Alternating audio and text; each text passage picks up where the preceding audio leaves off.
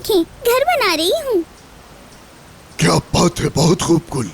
किसके लिए घर बना रही हो आप बेटा? हमारे लिए। उस औरत ने हमारा घर हमसे छीन लिया था ना, इसीलिए मैं नया घर बना रही हूँ। दादू, मैं मिरान भाई से भी नाराज हूँ क्योंकि उन्होंने कहा था हमसे हमारा घर नहीं लेंगे। प्रॉमिस भी किया था, लेकिन प्रॉमिस पूरा ही नहीं किया। सब ठीक हो जाएगा गुल खानम। ठीक है दादू, लेकिन मैं फिर भी नाराज रहूंगी। और आपको पता है मैं आप ही को बहुत मिस कर रही हूँ। आप उनको नाश्ते पे बुला लेना, वो मिरान भाई के साथ आ जाएंगी। मैं उन्हें अपनी नई साइकिल भी दिखाऊंगी। वो लोग नाश्ते पर नहीं आ सकते गुल बेटा, क्योंकि उनका हनीमून जो चल रहा है। गुल, मेरी बात सुनो जरा, और मिट्टी से खेलना आप छोड़ दो और फौरन मलिका आपी के साथ जाकर हाथ धोकर आओ और फिर नाश्ता करो। यारिन कहाँ है? नाश्ते पे आई नहीं अब तक। वो कह रही थी कि उसकी तबीयत ठीक नहीं है, इसलिए थोड़ी देर में आ जाएगी। अगर आप कहते हैं तो मैं जाकर देखती हूँ।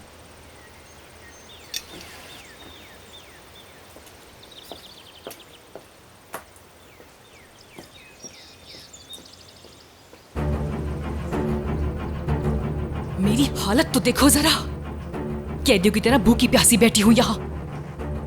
आफरीन है आप पे हंदान साहिबा, और आप खुद को मेरी माँ कहती हैं।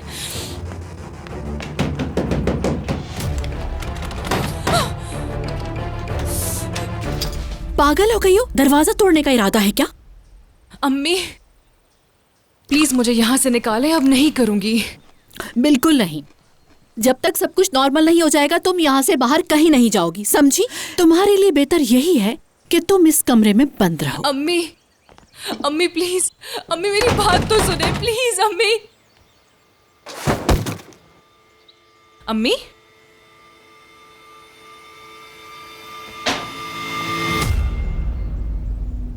अम्मी, अम्मी, अम्मी, अम्मी क्या हुआ?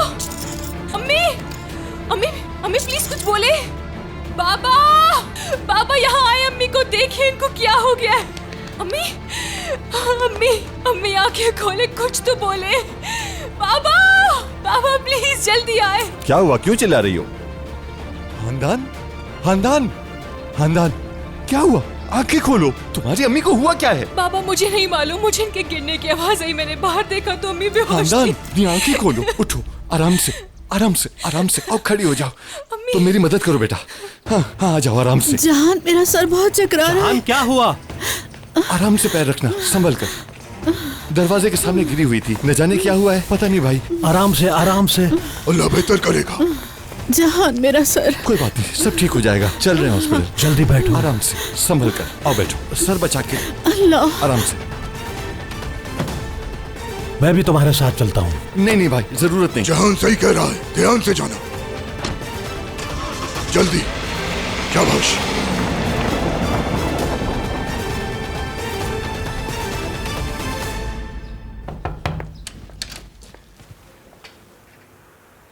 क्या मैं अंदर आ सकती हूँ? हाँ बिल्कुल, आ जाओ अंदर। ये मैं आपके लिए लाई हूँ। मुझे नहीं मालूम कि आपको कौन सी ड्रेसेस पसंद है, तो इसीलिए मैं अपनी पसंद से लेकर आई हूँ। तो उम्मीद है कि मेरी चॉइस इतनी बुरी नहीं है।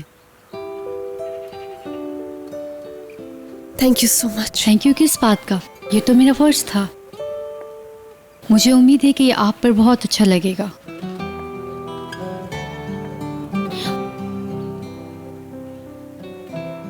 जानती हूँ कि आप बिल्कुल ठीक हैं, इसलिए मैं ये सवाल आपसे नहीं करूँगी। हाँ, लेकिन इतना ज़रूर कहूँगी मैं आपसे,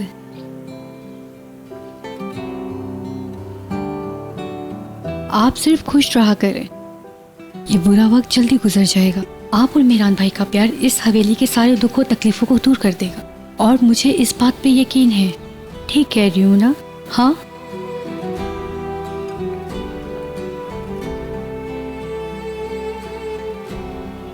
थैंक यू अलिफ।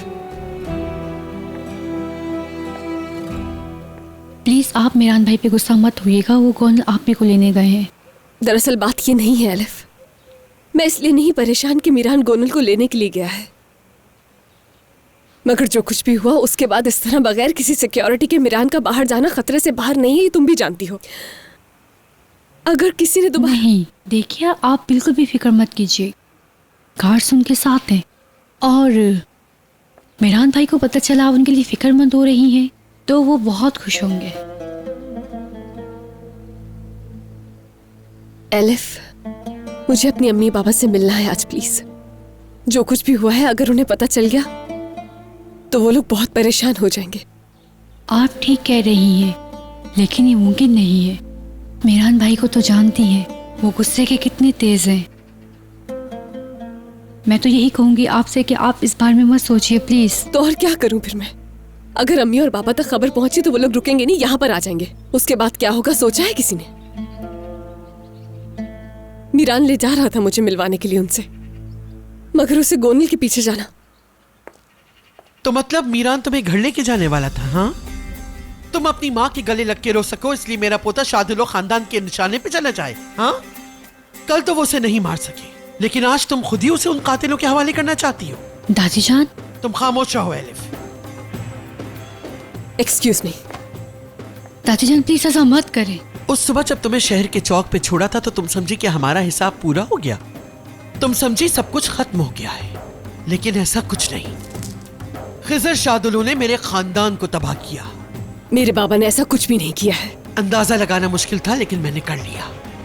अब तबाह होने की बारी तुम लोगों की है। कल की शब हरगिज फरामोश ना करना रेहान। तुम्हारे खानदान ने तुम्हारी जान तक की परवाह नहीं की, ये ना भूलना।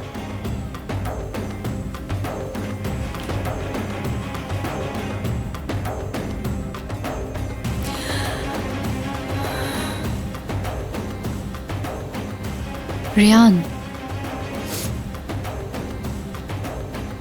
रिलैक्स। 1 मिनट रुको जरा, मैं तुम्हें पानी देती हूँ।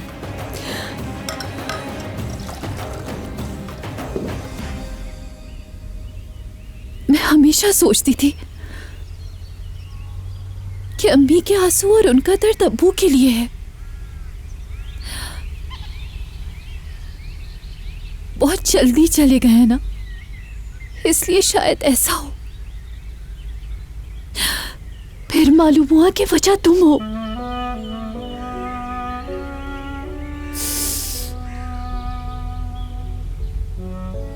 तुम जानती हो मेरी बहन, मैं तुम्हें पागलों की तरह ढूंढ रही थी। अम्मी ने भी तुम्हारे बारे में नहीं बताया मुझे।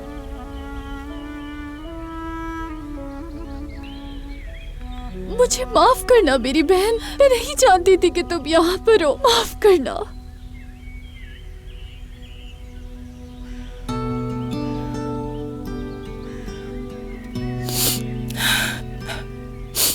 पता है मैं क्यों इतना अरसा उस जगह पे जहां तुम्हारी बहन है ना आ सकी?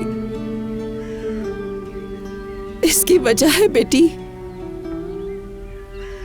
जिसका बाप मर जाए उसे यतीम कहते हैं, और जिसके माँ बाप ना हो उसे दुनिया वाले लावारिस कहते हैं। जिसका बेटा चला जाए उसको क्या कहते हैं मुझे नहीं पता। मैंने तुम्हारी आवाज तक नहीं सुनी। मैं बस यही सोच सोच के दुखी होती हूँ कि तुम मेरे साथ नहीं हो, लेकिन मुझे पता है कि तुम जिंदा हो।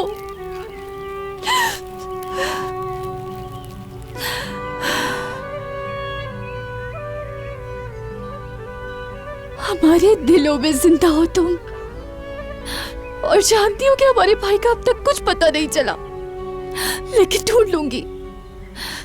दादी जान कितनी ही कोशिश कर ले, मैं ढूंढ लूंगी।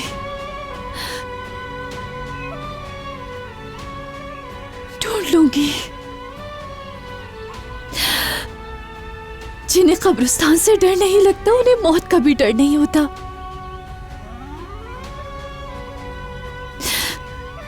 मैं भी बहुत डरती थी, लेकिन अब मेरा डर खत्म हो गया है।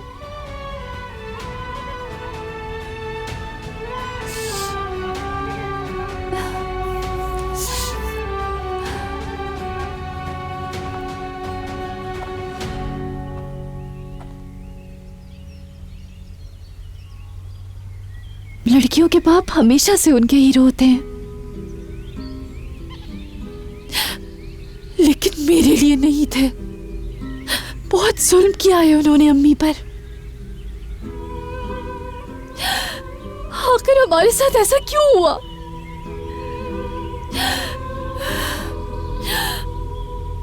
अब्बू, आप मेरे कुछ नहीं लगते।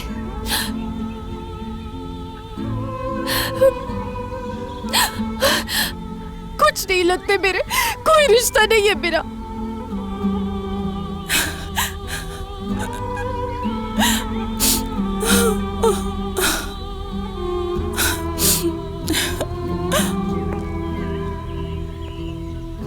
आंटी,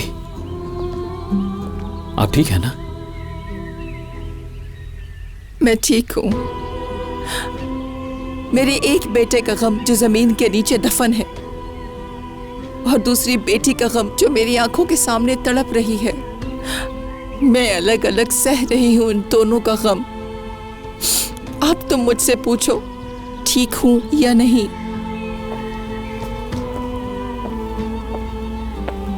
मीरान, तुम क्यों आए हो?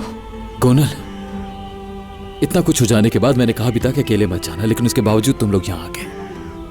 कल ही दादी जान के सामने ये सारी बातें हुई थी, उसके बावजूद ये सब क्यों? अगर तुम्हें आना था तो मुझे क्यों नहीं बताया? मैं खुद तुम्हें अपने साथ यहां लेकर आता। तुम अपनी बीवी के साथ इतना मसरूफ हो के तुम्हें हमारी परवाह भी नहीं है। कल रात मुझे एहसास हो गया है कि हमारा कोई नहीं है। देखो, जो हुआ उसके लिए मैं बहुत शर्मिंदा हूं। जो हुआ तुम्हारे साथ नहीं होना चाहिए था, लेकिन यह बात हरगिज मत सोचना कि तुम्हारा कोई नहीं है। गुनल, तुम और आंटी दोनों मेरे पास अंकल की अमानत हो।